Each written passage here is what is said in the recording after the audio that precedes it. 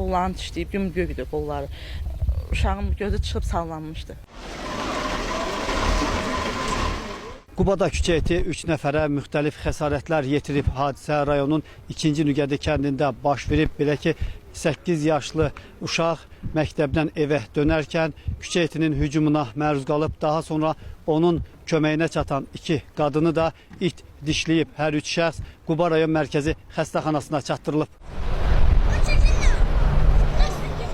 Uşaq məktəbdən gələndə çıxdım, uşağı qabağına gedirdim. Gördüm uşağı it parlayır yolda. Qaçdım ki, uşağı götürüm. Qonşu məndən qabaq çıxdı qapıdan.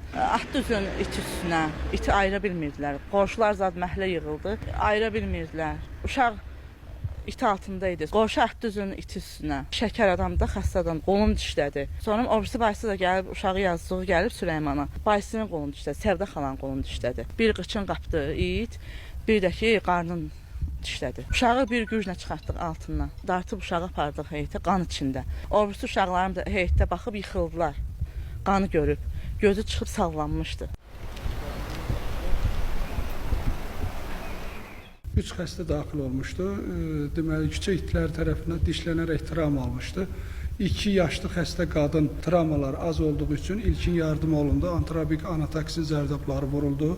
Onlar ambulator evə yola salındı. 2018-ci il kişi cinsi uşaqda isə üzüm və kəllənin çox saylı dişlənmiş, cırılmış yaraları olduğu üçün, travma ağır sayıldığı üçün onu şöbəyə, travmatologiya şöbəsinə stasionar müalicəyə qoyduq. İlkin yardımdan sonra hal-hazırda müalicələr davam edilir. Bizim kəndimizdə hələ bu vaxta qədər belə bir hadisə baş verməsinin şahidi olmamışam. Yəqin ki, bu it kənardan gəlmə kimin tərəfindənsə azdırılan bir itdir.